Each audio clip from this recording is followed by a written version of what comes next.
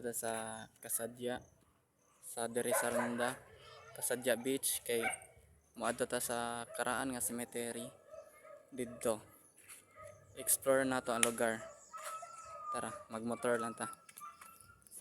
Sa diri na nagmotor lang ta paingon sa Kasadya Beach Cemetery kay medyo na distansya ni gikan sa mua paingon didto.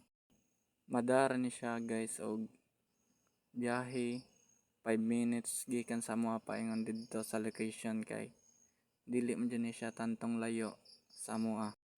Nabuhat ko ni nga documentation kay nakabantay ko, gitry na ko research, wala ko'y nakita sa internet nga article about aning sa cemetery diri sa Kasadya Beach. Og daring dapita guys, naabot na kita sa location. Dali ra nga biyahe.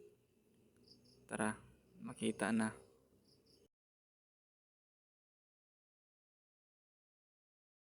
Muni guys, ang interior.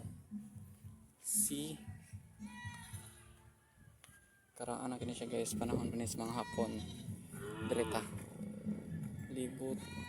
Dool ra sa dinis sa dagat guys, malakaw ra didto. Malakaw ra ang dagat naras dool. Kining lugar guys, gitawag ni siya og Sitio Baha-Baha kay tungod sa history nga nahitabo diri sa unang panahon. Base lang sa akong nahibaw-an, gitawag ni siya og baha-baha nga lugar kay sa unang panahon nagbaha kuno diri og dugo. Panahon atong naabot ang mga Hapon. Mao ning nahitabo karon nga naay minteryo diri kay daghang nangamatay diri sa una pag-abot sa mga Hapon. Diri po daw mismo ni Donggo aning dagat sa Kasadya Beach ang mga Hapon, ang barko sa Hapon sa unang panahon. Actually daghan pa dyan sila nga mga gipang kuan diri lubong, pero ang ubang mga kaliwatan nila gipamalhin sila dito sa public cemetery diri sa Ronda, dito na sa Palanas Ronda. So maora to guys atong quick trivia nganong naay cemetery diri sa dool sa dagat diri sa Kasadya Beach.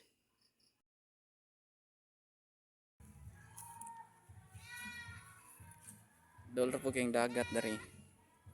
Lakaw ra. Ito na to.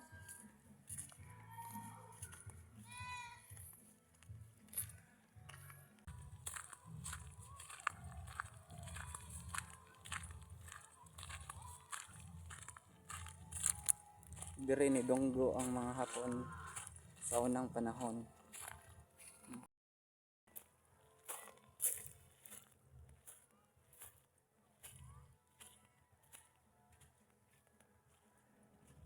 Haro dito ng trio.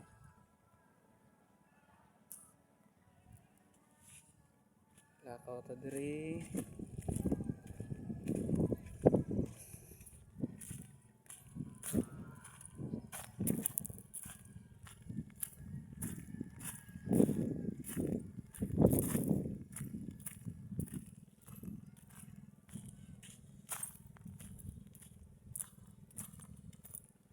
Daghan pag maligo dre kung kuan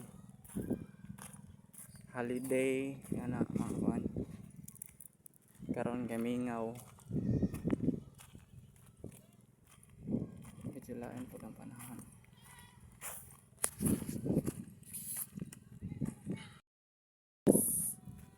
Pauli na ta. Eager na ta og i-explore diri ang kanindot po diri sa Kasadya Beach sa Ronda. Libre ra na diri guys kung maligo. Uli na ta. Eager na ako gi-share kung unsay naa diri. Historic nga lugar. Guys, diri ra ta kutob. Tag-enjoy mo. Bye.